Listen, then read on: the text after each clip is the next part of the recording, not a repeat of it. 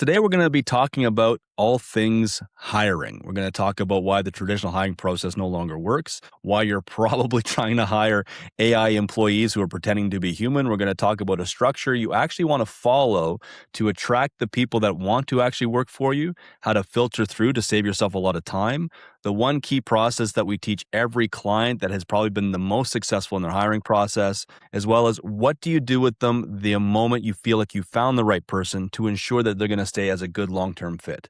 I'm Dennis. And I'm Greg. And this is the More Profit, Less Stress podcast, where we provide the tools for more profit and less stress in your business now so you can turn into a valuable asset later. Welcome to the More Profit, Less Stress podcast. I'm Greg Forzani here with Dennis Taekema, as usual. And today we wanted to get into, when business owners go, like staff, you know what I mean? Like constant turnover and they just, they don't care. They don't do it as good as I do. They don't what other complaints do you hear? Like there's so many. I think for the most part, people know they need people, right? Mm-hmm. And they complain about what they have. But I think the hardest part for them is nobody actually enjoys the process of finding somebody, right? Like we're going to get into that as we talk about this today. But if I have to look at the standard hiring process, the standard process most people go through is they put out an ad, and I call it a tombstone ad because it says, this is all the stuff I want you to do, and here's a little bit of money I want you to do it. If that excites you. Posting. Yeah, or whatever, right? I call it a tombstone ad because it's basically like a gravestone. It's just, you're only going to get dead people, and most people never read it anyway. And then what you do is you end up maybe trying to filter them through a resume, whatever that looks like. And then you book a bunch of interviews and half the people don't show up. And now you're kind of exhausted and you're kind of tired. And you're like, why'd I waste my time? And if you had a day of interviews, you might remember the first person, you might remember the last person. You go, you know what? I'm just going to hire Bobby. So then you throw Bobby into the mix and you bring him on board and you really hope he doesn't quit because you don't want to do that whole previous process over again because it didn't work very well. And so I think I get a lot when clients complain about it, it's like, yeah, I need to hire, but I don't want to. I don't like it. I don't know who to find. Can you tell me the best websites to go to find the great people? Do I hire a hiring agency? What do I do to find the good ones, Dennis? Because that old process just doesn't work. Some people will do that, and others will even just go, I don't want to go through all that like you just described. And they'll say I know Fred's cousin Lisa, and Lisa seems like a good person and she's done this kind of work before. And in their mind, they start to play up how great that person is, right? Even though really they don't know. And they've never met him. Yeah, right. Exactly. Yeah. How many times that Bobby's happened? Been a great employee, so his wife will be too. I can't imagine how good it's going to be to have Bobby and Bobby female. Right, totally. And then it's kind of like they just end up hiring on convenience and also maybe a sense of urgency, meaning, and they can start 2 days from now and that's perfect. That's what I need. So in their mind, it's a false sense of who this person might be. And then 6, 9, 12 months later, they're back to the same problem. Absolutely. And it's reoccurring. And for all the obvious reasons, it's frustrating, but maybe the average business owner doesn't even think about staff turnover leads to the amount of time you just talked about to invest in hiring somebody. Now it's time I can't go do something else more productive. But then it's also the time invested in training. And then it's if you don't take the time and invest it in training properly, then there's mistakes and inefficiencies, and then you got to do things twice, and then other staff members get Greg, pissed you off, don't understand. And customers get pissed off. And I'm only hiring people with experience. Yeah, exactly. So I don't have to worry about the training because I'm just going to say, look, if I hire the person with 30 years of experience and I can get that person to respond to the ad, I don't have any of those other problems you talked about. They just go away. Yeah. Like magic. Like magic. Well, I had a friend of mine talk about that. He's like, Dennis, it's like, you got to think about it like a welder. I'm like, well, what do you mean like a welder? He goes, I can hire a welder who has all of his tickets and 30 years of experience. But his 30 years of experience is working for a very specific oil field company, welding a very specific weld for 30 years. And so the resume says experience, the resume says all of this, and I'm going to bring this person on board going, this welder is going to solve all of my problems because they're ticketed and they've been doing this for 30 years. I'm going to pay them a premium. It's going to be amazing. I bring them on board and I'm right back down to, they can only weld one line. I can't get them to do creative stuff. I can't get them to deal with my customers. In fact, the guys have probably found out he's a raging alcoholic. It's why he lost his last job. We're really, really bad at figuring out who the right fit is. And for all the things you talked about, it means that we don't train well. because we didn't pick the right person to begin with. They're not dealing with the customers well because it's as bad as a Tinder ad, I guess. I guess people say you swipe left or right to find somebody and you hope that you kind of match up. And I guess if you match up, you're supposed to get married. I don't know how that app works. Well, yeah, then in the mind, it's like, oh, they're going to be perfect. I can't wait. Because I saw 3 Instagram pictures and a little bit of a bio.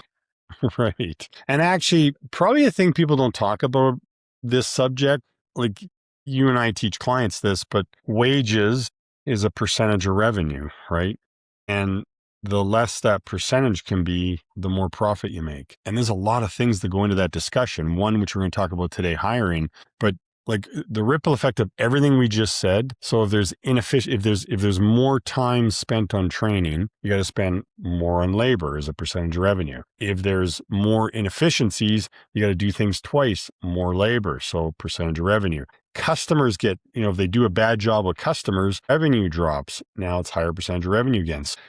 It keeps creeping up and up and up and up and up. And like I know you and I look at this all the time, but public companies that publish their results, the vast majority are between maybe 4 and 7% profit, but under 10 for sure. And the majority of our clients are over 10% profit. So we're the inversion of that. And there are varying reasons, but one of them is our clients are better at running a lower wages as a percentage of revenue because of all these subjects, and hiring is like the cornerstone, the first point.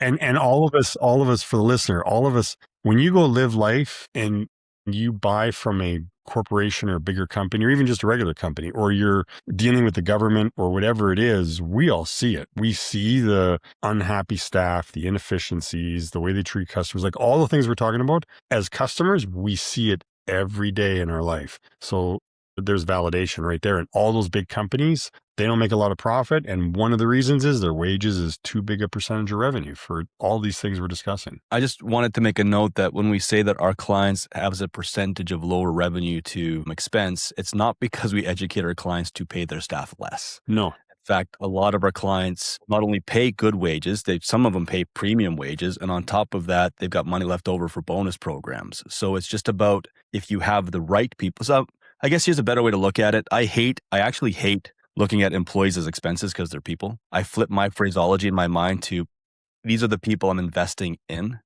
and no different than the stock market or no different than a mutual fund or a real estate deal. If the investment isn't giving me an ROI, I'm going to get rid of the investment. But if the investment is giving me a good ROI, I'm going to invest more in that investment. And it's going to keep giving out. And that's where I think we get into a situation where people say, no, people don't want to work anymore. Nobody's good. All of this crap isn't true because we've got clients whose employees are so dialed in and focused, they actually take more ownership of the business than the owner does. So It's not people, it's the right people and how you find those right people. And we want to get into some steps to kind of make that a bit easier for you to figure out than simply, let's throw a tombstone ad up on a bunch of places. Throw a tombstone ad up on the right place, hope this magic unicorn of a million years of experience and who never made any mistakes comes and finds me. I can pay them a little bit of money and hopefully they stay forever. We're going to flip that over to this is how you actually filter and find the right people, not just hope and pray. And you just hit the nail on the head. Attracting the right people is everything. So like you said, we'll get into some stuff, but I think step one is what kind of person you're looking for. And right at the very beginning of our hiring process, it says in big, bold statement is, there's different qualities you want to look for. They fit your culture, all that stuff. But 3 big ones are, so most people, and you said this earlier, they do a job posting that lists, hey, here's the skills I want, right? Like you need to have 30 years experience in welding or do this or know how to work this tool or whatever. And that's all great. Like you need that stuff. But way more important than that is what kind of person are they? So a huge one is, do they take pride in everything they do in life? Like not just work. And our hiring process has steps to try and figure that out.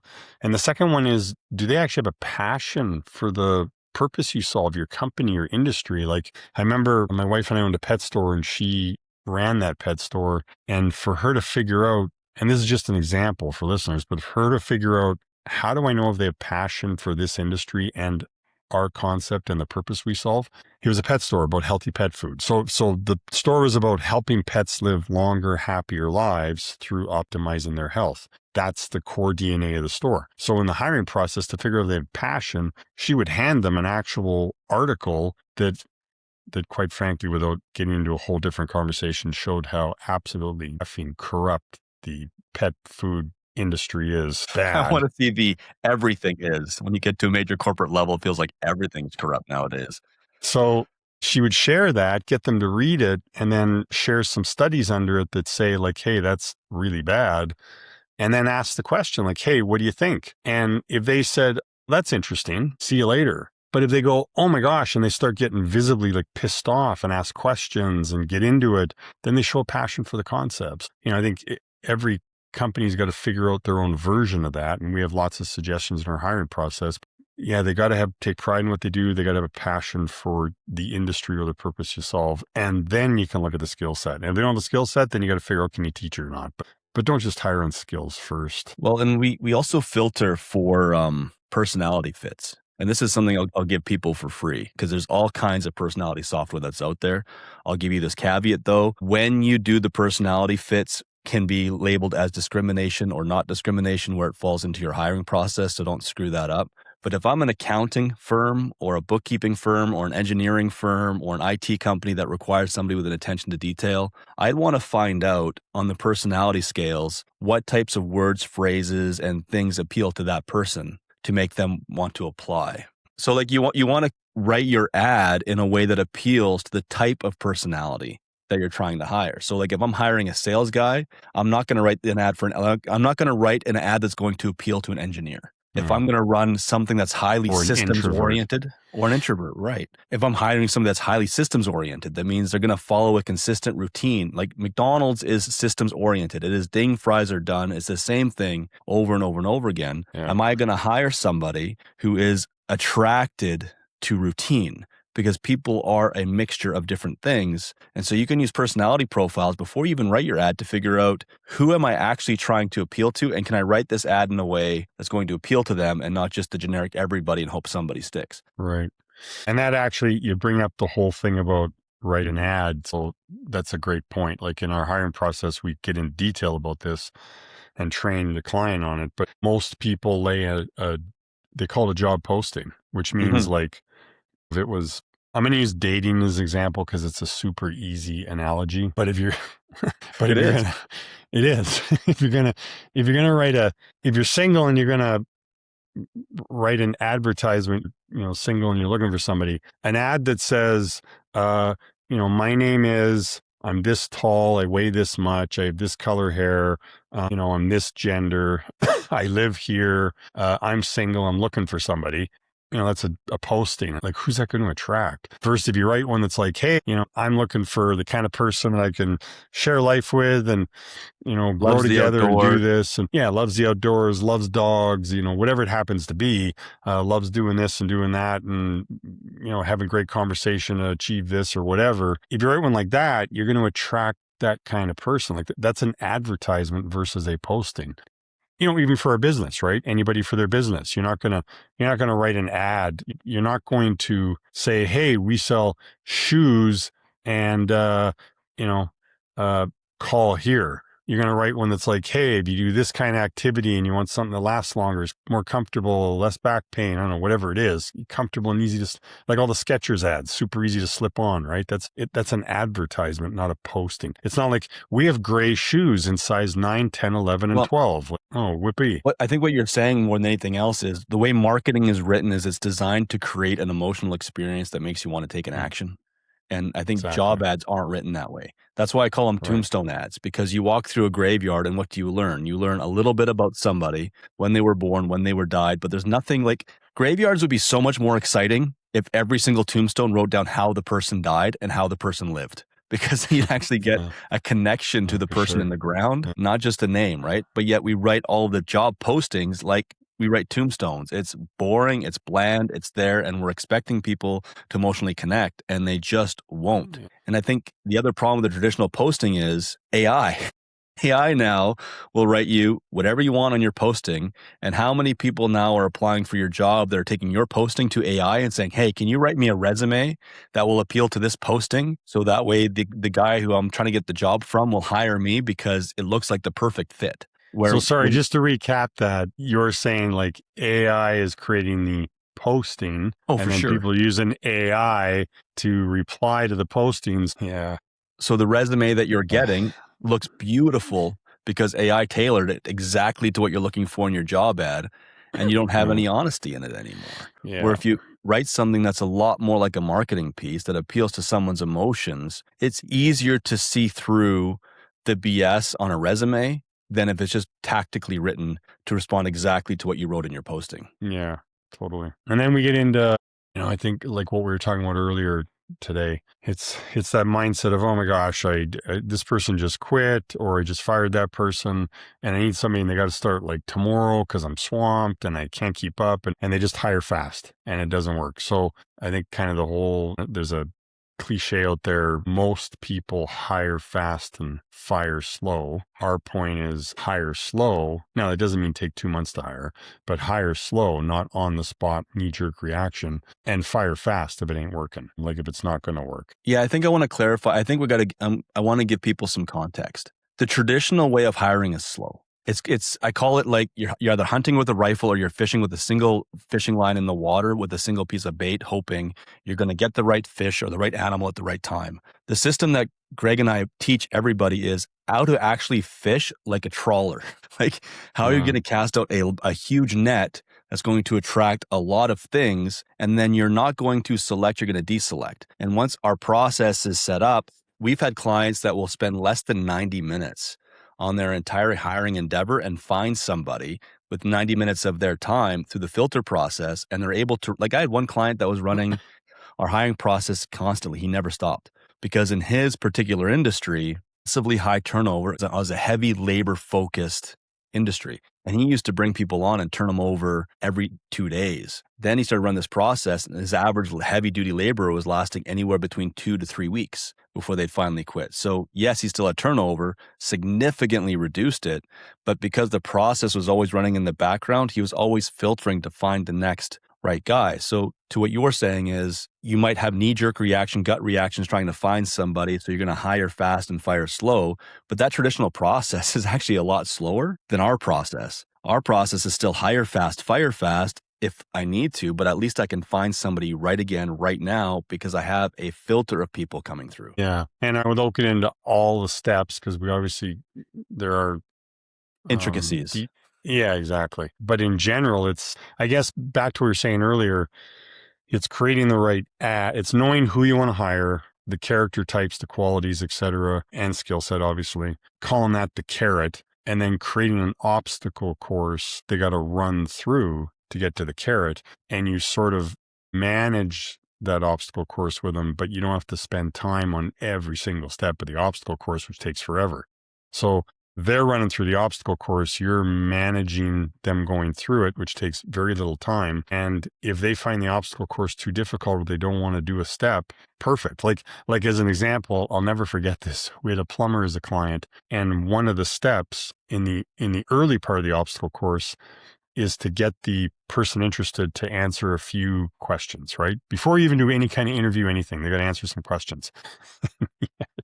he got an email from somebody. It was a plumbing company. He got an email from somebody that said, I don't know why I have to answer these questions when all I want to know is how much does it pay and when would I start? I actually saw this. He printed the email, he framed it, and he put a plaque on it. And on the plaque, he put, this is why I have a hiring process. And then he put it on his office wall as a reminder. So he doesn't skip it in those times of what he feels is like urgent need, or his friends, brothers, like, oh, hire me. And he's like, oh, okay. He looks at that and goes, no, don't skip my process. Follow through. And I think that's the interesting part is people go, well, I need somebody, so I don't want to create resistance. And their only form of resistance is that interview. Well, if you have somebody that sends you a resume, my first assumption now is the resume isn't true.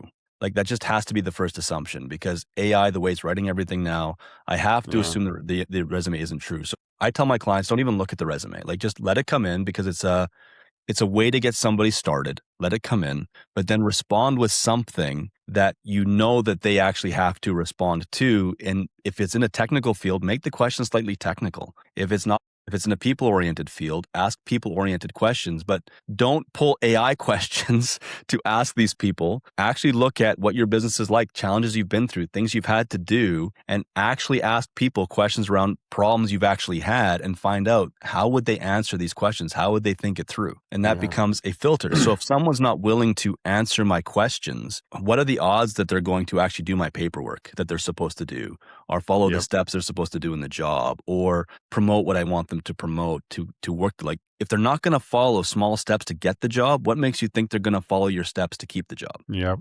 absolutely. And even don't make all of the questions work related. Like if you want to find out a certain character quality, ask that character quality around their work experience, but then dig deeper. Like don't take the answer at face value, because everybody can answer really well. Everybody can answer a question about a character quality around work. It's usually pretty easy to kind of answer, oh, this is what they want to hear, so this is what I'll tell them. But then spin the question into the same kind of character quality around relationships or parenting, or have they played on a sport and how'd they do it there? Or do they have hobbies and how do they act in that hobby, or whatever it is? Like, do they have a house and what do they do there? If you keep asking those same questions around that character quality about different areas of their life, they can't bullshit their way through all of that, and they can't get AI to answer on the spot. And who knows what AI is even going to say in those. So you'll get a real read for that person, which is key, because I go back to the store because this is a good example, but because the staff she hired cared so much about the purpose they were solving and the customers, as a group, they do more research on their own time and come back on work time and share that research with each other. So they really were vested, they cared. And in that particular case, back to your thing about staff turnover, because the example you gave about staff turnover is a good one for a company that's like, super quick staff turnover on quick jobs. But then take a business where, say, they hire very low dollar per hour employees. That person may listen to this podcast and go, well, I hire people for $15-16 an hour. Minimum you wage understand. Yeah, minimum wage hire. So you don't understand, my business is different. It's just, it attracts those kind of people, and the staff turnover is like crazy. Like I lose a staff member every month, and it's just the nature of the beast. No, it's not. Because through a hiring process like we're talking about, I look at that store, and when she took over, they literally were losing a staff member per month, and the whole staff would turn over in 6 months, like all of them. And within a short period of time that changed, and we tracked it for like a 9-year period or an 8-year period owning that store, she was averaging losing a staff member per year in a retail store where the staff were all between like high school and university, all of them, and except one, and they were all at minimum wage. So that's a perfect recipe for, that's just, staff turnover is the nature of the beast here. But she was losing one per year. Like that's wild. And it's because attracting the right people, like that deselection process for the hiring process. And actually you said this before the podcast, it's a hiring process. It's not just your hiring. Yeah, it's a system. So now I will caveat this. Based upon the questions that you ask, you got to be very aware of local laws around privacy and around certain things. You don't want to put yourself into a category of discrimination. You don't want to put yourself into a category of whatever. So we have systems for building questions, but just so you're aware, if you're going to try this on your own, be very careful about the laws in your area, that you're not violating personal laws, whatever it happens to be. I don't know what they are. But you want to be careful you're not enabled with discrimination. So the first part of the process is create an ad for your job that you can put as far and as wide as you possibly can. You want to get as many people who would respond to that as possible to respond to you. You're going to get them. Which, to clarify, means you don't just put it on like Indeed. Right. It could be Kijiji, Facebook, LinkedIn, Instagram. I don't care. Wherever the fish are swimming, you want to go throw email your customers. Yeah.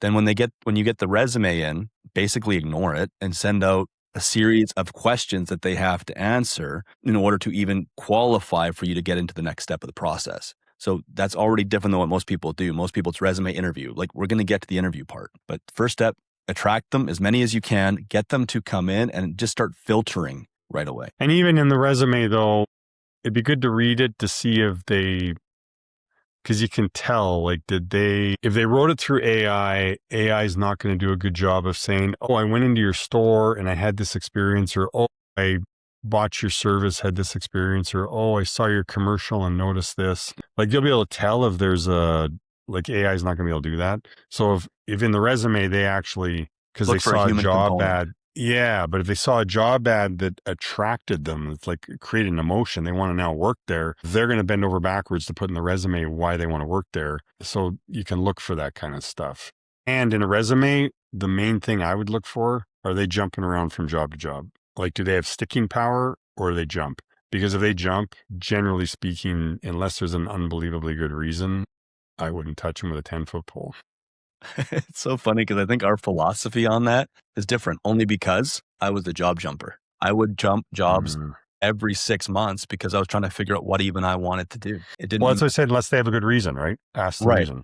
Right. So for me, it was, I actually encourage people that are in high school, look, jump jobs every 6 months, figure out what you actually like to do and don't get caught into somebody that wants a career to you for the 30 years. So I guess Greg and I aren't fighting on this as a disagreement. It's just, there's a different philosophy for why you would approach different things. You got to figure out your own philosophy and what's important to you. And then we won't go through every single step, but we go to, hey, answer these questions, which might be them leaving a message or they send an email, answer these 2 or 3 questions, make sure they're really good filter. ones. Yeah, first filter. And then that'd lead to a short phone call. And actually, we have a client that's just going through the hiring process now, and it's supposed to be a 5 to 15 minute phone call. And it's very structured the way we lay it out. And this client allowed those phone calls to turn into interviews. And this is before we even get into any kind of interviews. So each of those phone calls were 45 minutes to an hour. And then she's like, oh my gosh, it took, that was a lot of time spent. I know it's easy to get sort of sucked into doing that because you want to learn more and talk, and they have questions, and you got to hold back and say, hey, quick phone call, just here's a few questions, would like to hear your answers. And if there's interest after this, then let's get you to the next step, which is a group interview. And then after the group interview, we have a one-to-one interview for those that are really good. So don't get sucked into, on that quick first initial call, a long phone call. Now, some clients, they replace that, and we can suggest replacing it with an email instead of a quick phone call.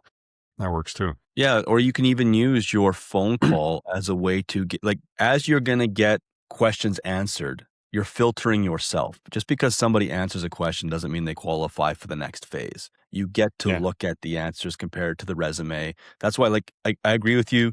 Look at the resumes. My process of looking at a resume is after they send back the questions. I'm not even going to look at your resume if you haven't responded to the questions. So I'll pull out your resume, I'll pull out your questions, and you can use that next phone call to ask clarification around the previous questions that you answered. We always talk about it as a how to understand the world from their perspective. Like, ask the questions trying to authentically know more about the answer. Don't ask the questions because you have a predetermined answer you're trying to reach. Right. It gives you an idea of who they are and what they're about. And then Well, from like there, the job jumping would be a perfect example. Dennis, Hey, I noticed you jump jobs a lot. Why?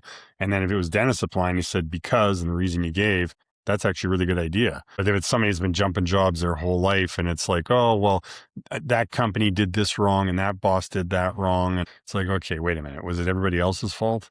So as an example, what we're talking about, like job jumping, one thing to think about is if you create the right culture in your company where you're attracting the kind of people you want to attract, whether that's like achievers, team players, whatever that may be, care about the purpose you're solving, all those things, take pride in what they do. You attract those people and they enjoy it. But then maybe after a certain period of time, depending on their age, their family situation, they're like, well, I got to go earn more, and you can't afford to pay them more, right? So they may leave, go find another job or career, test it, realize they don't like that as much as yours. They may want to come back, and then you get a decision to make. Like, did they leave on good terms? Were they really good at what they did? Did they add value to the team and the company and the customers?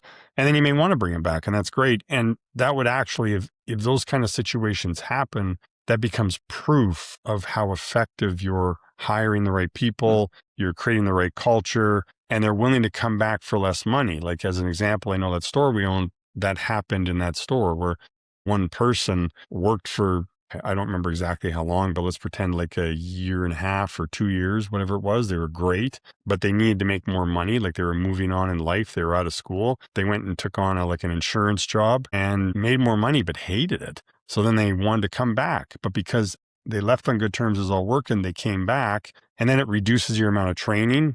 they appreciate the job more, they apply themselves more, and then et cetera, et cetera. So those kind of things can happen. Those can become good ripple effects of creating this situation we're talking about. Well, in those situations, did you guys put them, that same employee who had left, did you put them back to the whole hiring process again, or did you just short circuit them to the front? In that case, short circuited, because They they already were like, they done were, the filter, they already did the fit. yeah, they were in that particular case, that employee was great. She would have preferred that person didn't leave, but totally understood why they left. Yeah, it's in that case short circuited, but each situation will be different, I'm sure, right? Well, absolutely. Like, I think one of the things people have to be aware of when you have a business of whatever it is, you almost get the opportunity to do what I say is build your own family, right? You get to figure out who you want to do life with. One of my friends at one point in my life was like, those are the guys I work with. I would never spend time with them after work. And then I harbored that mentality for a bit. And then I realized, but I'm spending a third of my life with these people. Why wouldn't I want to be Well, yeah. around people who I spend a third of my life with, right? Those 8 hours a day, 40 days a week, it's spent there. I might as well get along with them. So your job as the guy hiring is, your filter process is designed to fit the actual entire culture of your group of people that are there. And in this case, the store gave people freedom to leave and come back because they still fit the culture. It's like a family member who went away for a while and came back again. You get that opportunity to have that culture. So, and that's what you're saying is not even actually theory, it's fact. It's like with the store, oddly enough, about 5 or 6 weeks ago, we got invited to a wedding of one of those staff members. Like, we sold the store 2 years ago, but she got married like 5 weeks ago, and she invited all the team members that were there when we sold the store, like all those people who were all, some of them are offering different jobs now and doing different things. She invited them all back, and it was 2 tables, and we actually got up and put the tables together and created one big table. And it was awesome to watch all of them interact. They're friends. They still hang out. But the coolest thing was at the end of the wedding, we went to leave, and we're kind of one of the last people to leave. And as we're walking out, bride's father came running over, grabbed us, and said, I need you to know that your influence on my daughter has been like, it changed her life. A big part of why she is who she is today is because of working in your store with you and those people. So that's a validation of what you can create. But it starts with, and the whole point of this podcast, it starts with who you hire, because if you bring the wrong people into that culture, the whole thing falls apart. It doesn't work. So like, Absolutely. that's this filter process, right? If I spread a wide net, I don't have to worry about being right the first time. So I spread the wide net, I start the filter, I then ask them questions, I then follow up on those questions to get clarity as to why they answered the way that they did. And then the next step I'm going to take is, after I've got the clarity and I've picked out the people that I think are a great fit, I invite all of them to a group interview. Now, and this is where you lose people. They're like, oh, that's stupid. Yeah. So like, my clients have got different perspectives on whether or not they tell people it's a group interview or not. They just say, we're going to come to interview. Sorry, this is where we lose business owners, where they go, oh yeah, I'm not doing a group interview. Yeah. So I didn't mean, I meant this is where we lose business owners, not attendees. It's true both ways. You'll also lose attendees, right? So why would I do a group interview? Well, let's look at your day. Do you get tired through your day? Yes, you do. If you've got 20 interviews in a day and they're each half an hour long, there comes a point where you no longer have any excitement talking about what you do anymore, because you've said it so many times. Now there's just a part you have to say to get to the other part. The energy is really hard to control. But when you do a group interview, yes, people hate public speaking. In fact, according to Jerry Seinfeld, death is the number 2 fear. Public speaking is the number 1 fear. Jerry says more people would rather be in the coffin than giving the eulogy. I get it. People hate it. However, this is your chance to use one experience to share everything about your company that you need to cover in this group interview. And the thing that I find the most powerful, you're saving a ton of time. But what I find the most powerful about group interviews is, when you ask questions of a group, you will always get different answers from people than if you're asking them one-on-one. And we had a situation where one of my favorite questions to ask, and you guys can use this in your group interview, is, what's the last mistake you made and what did you learn from it? And it was really funny because we had a group of guys applying for a contract position in the construction industry. And we got to guy number 5, and you could see from guy number 1 around the room, everyone started one-upping each other. And we got to guy number 5, and he goes, well, I'm probably going to jail in 6 months. I'm like, what? Kept a straight face, but I'm like, well, tell me what happened. Well, I worked at this bar and I got into an altercation as a bouncer and that led to a potential assault charge and I'm going to court in 6 months and I'll find out whatever. And I just thought to myself, and I debriefed with the business owner after, do you think he would have ever said any of that in response to your question in a one-to-one interview? No. It won't happen. So like that group interview gives, and we have very specific structure for it. There's games that we play, there's things that we do because it's designed to bring the best out of them and they're in a slightly stressful environment. But you'll get answers from them you'll never get in a one-to-one interview. And I've followed up with employees who've gone to the group interviews to find out how it went for them. And I have yet to get back negative feedback from somebody who's been to a group interview. Even the people that go to apply for one enjoy it a lot more.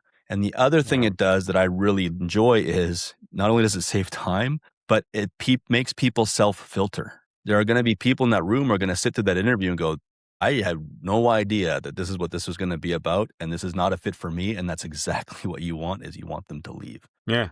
You want to find out then, not 3 or 6 months after you hire them, for sure. And the cool thing is, for those listening, this is all kind of laid out in our process, but a group interview can seem like intimidating to a candidate showing up, and they show up and like it's going to be weird and awkward, and then they shut down and they become an introvert. So part of the group interview is we have specific, choose one of the games, but put a game right away, immediately.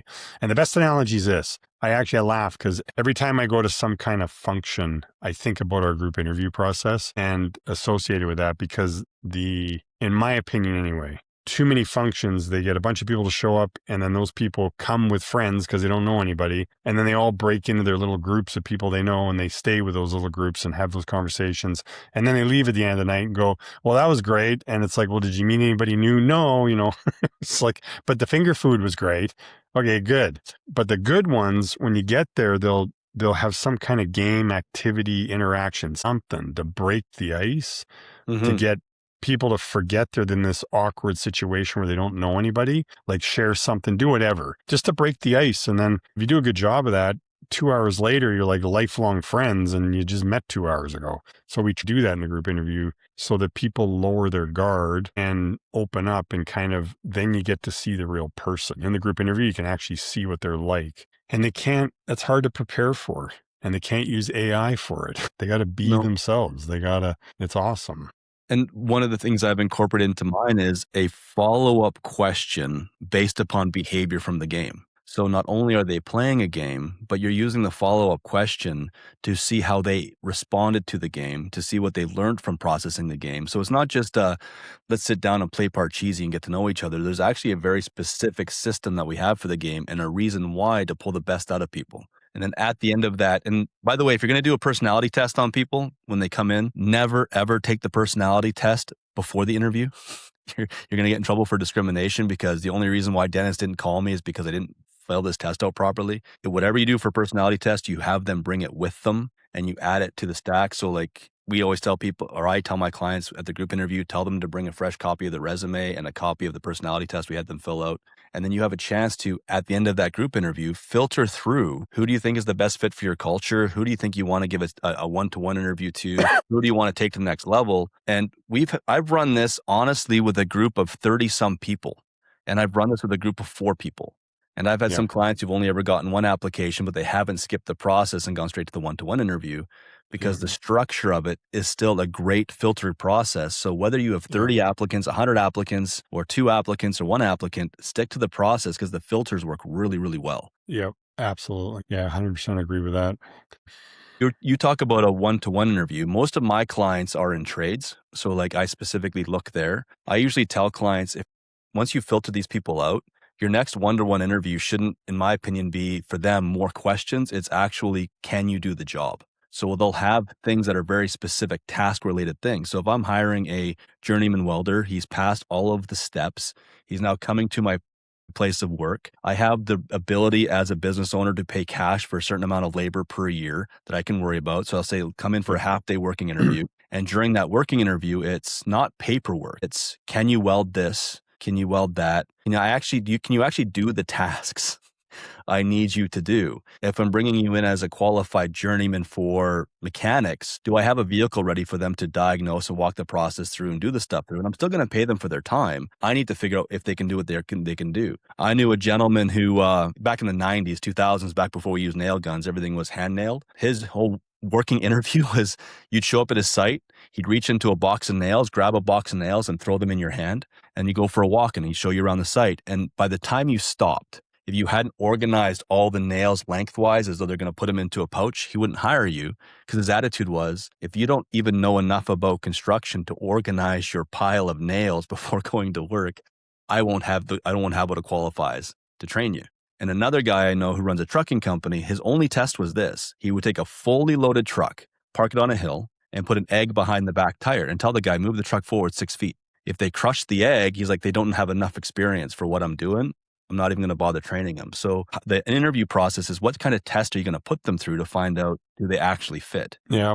And maybe depending on the size of the group in the group interview will dictate if you can ask enough questions to get to know the person the way you want to get to know them.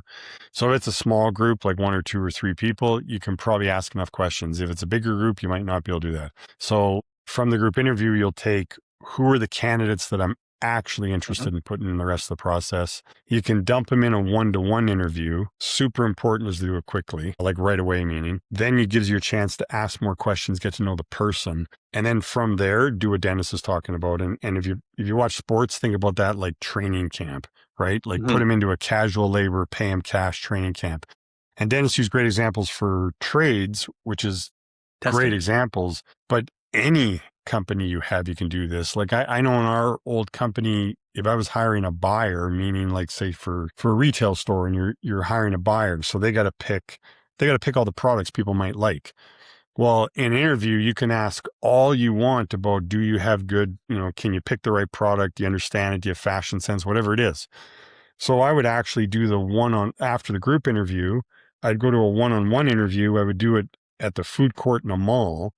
And when the one-on-one interview was done, if I still wanted to proceed, I would say, hey, do you have another hour? Let's go walk around the mall. I'm going to walk through stores and I want you to think out loud. Like just think out loud and talk to me. I want to see through your eyes when you're looking at stuff, your opinion of it. And that gives me a chance to see through your eyes, which is the same as like organizing nails or can you do this job? Or so any industry you're in, you can have them work for a day or maybe more than a day, depending what industry it is. It might be more than a day, and work with them or have some of your team work with them and think of it like a tryout. And there's 2 sides to that. One, you'll know if you want them, but 2, they'll actually know if they want to do this work. Correct. Because it's kind of like, it's a relationship. It's got to be good for both people. Yeah. And I was going to say, it's kind of like dating. Like, these TV shows where it's like Get the Rose or whatever they call it. They don't really care if they like the person. They're just so competitive. They want to win they want to be the one that they pick, even though it may not be a good choice. So it's the same thing, right? Like let these people go through an interview process and they get so competitive and they want the job so bad, they forget it's about actually applying for something you want to do, right? So let them know, like it's this casual labor shift isn't just for me to understand if you're a good fit. It's for you to understand if you want to do this. Like, do you want to do this? And there's some industries where people may find out, like, actually, I don't want to do that because maybe they've never done the industry before. And it's so much nicer to find that out before you've done all the tax paperwork and the employment agreements and all of the details. And training right?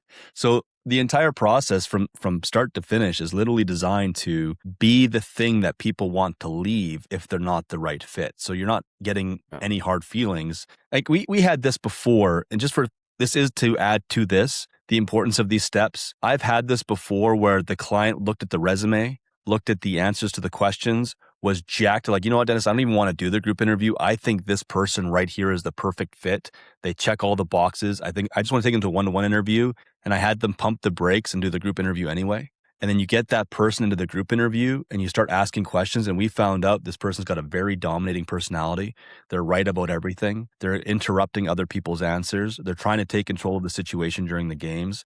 And I went, this person that was perfect on paper, you're going to put them in this position and they're going to fight you on frigging everything. And the person that actually made it through to the hiring was the one on the resume we wouldn't have picked. And that person ended up being a 5-year employee. So the filters are there to make sure that, well, quite frankly, most of our instincts are wrong, but to make sure that you're actually getting the right fit and not, like Greg says, that competitive person who just wants the rose, or that person who's there just for the paycheck, or the person that's there because they seem good on paper, but when the rubber meets the road, they're absolutely awful. And Greg can probably test this too. The vast majority of my clients that skip this process don't end up with good hires. Right. And the ones that follow it, we call it about a 90% success rate on the first interview of finding the right person. But if you don't, you now have a chance to run this thing again. And you haven't burned yourself out with having to make a bunch of people that don't show up. Yeah. And you can literally, once the process is built the first time, it literally could take like max 4 hours total the second time.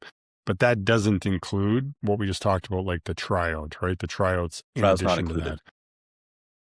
Just to do all the But all filtering. in, all in, you could do 4 hours, maybe 6 hours, but you compare that to traditional hiring, if you read all the resumes and then you interview 10 people to narrow it down to the best 3, do a second interview with the best 3, and then you go in and hire them. Like by that point, I'll bet you've spent 20, 30, 40 hours. Like just think about resumes. If you really want to do a good job reading a resume, you probably need to spend 15 minutes. If you get like 60 resumes, Oh my gosh. that's like 15 hours, right?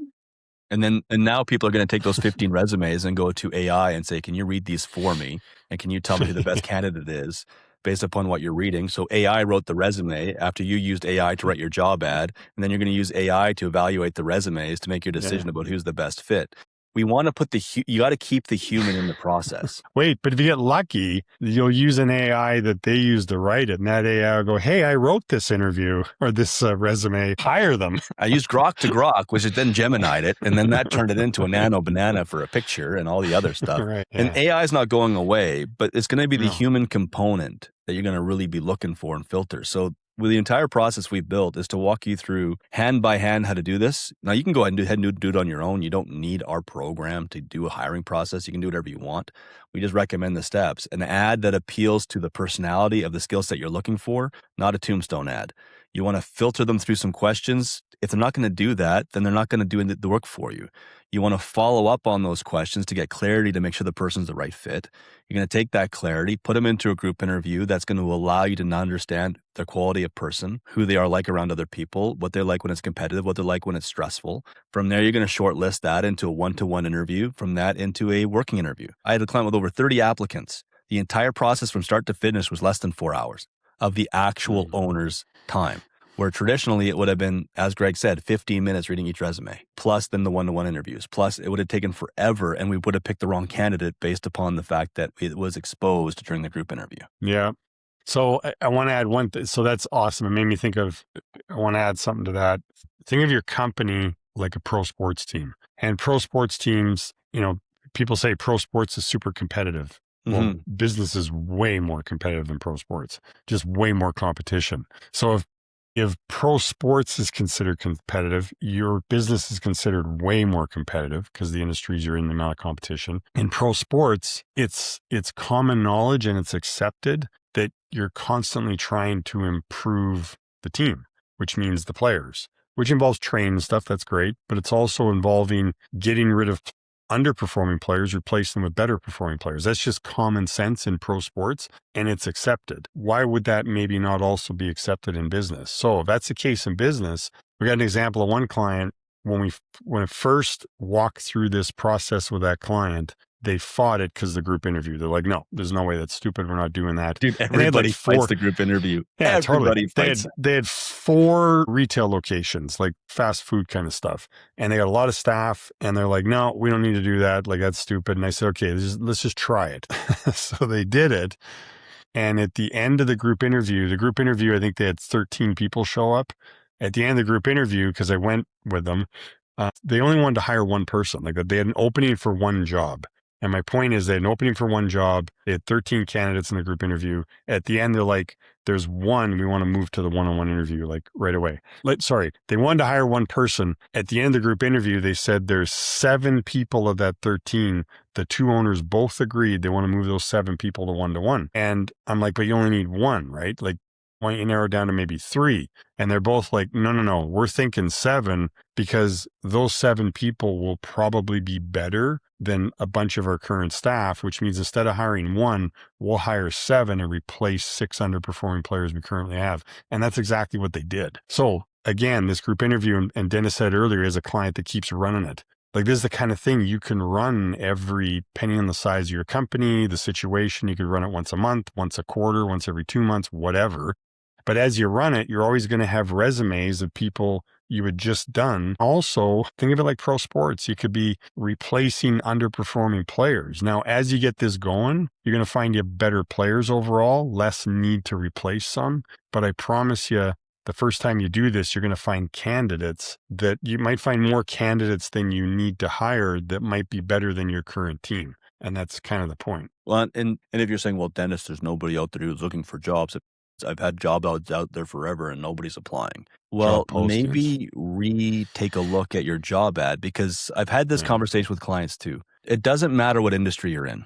It doesn't matter if you're in business coaching, education, teaching, tax, construction, politics. I don't care what it is. After a while, it becomes the new normal. And if somebody's looking for a job, if they've been a mechanic with Ford for 20 years and now you're trying to bring them over to your Chev dealership, the car might be different. Mechanics is the same. Chances are the wages are the same. Chances are the ceiling is still the same. Chances are there's a lot of stuff that's the same. So if you're trying to attract somebody, for most people, it's the same crap, different pile. Your job ad is designed to say, no, we're not the same thing. We understand that you are a human being who has human needs and human whatever, and we want to give you more than just a paycheck. We want to give you a place of people that you want to be with, challenges that you want to experience, whatever it is. It starts there. And then you're simply filtering through to make sure that they fit that culture. And it becomes a lot easier to find people, especially when you think there's nobody out there to find. Yeah. Hopefully you found this educational. Hopefully you picked up some good tips and points. The moral of the story is advertise to attract the right people. Don't just do a posting. Have a filtering process that reduces your time. Create carrot at the end they want to fight for and get to, a desire. Have an obstacle course they got to get through. Control the obstacle course and make it a two-way street. It's as much about them finding out as do they want to work there as it is you finding out do you want them working for you. And one last thing we didn't talk about, just to add quickly a tip. It's actually really good to get your team involved in some of these steps, especially the group interview, because they can help give you another set of eyes and feedback and perspective, but it also makes them kind of accountable to who you're hiring, which means they're going to step up to work harder to make sure that person succeeds because they were part of the decision to hire that person. Or they're there to help you filter so you don't hire the wrong person because they're the ones that got to work with them. So think differently. It's a different process. But it works. Maybe think pro sports, because pro sports does a lot of this stuff instinctively. Business doesn't seem to, and it'll help with staff turnover. It'll help with efficiencies. It'll help with culture, retention, all that stuff. Thanks for listening to the More Profit, Less Stress podcast. If you liked what you heard, be sure to subscribe or follow on your favorite podcast platform and leave a comment or review if you're feeling generous. To learn more about us and what we do, check out our website. Until next time, take care.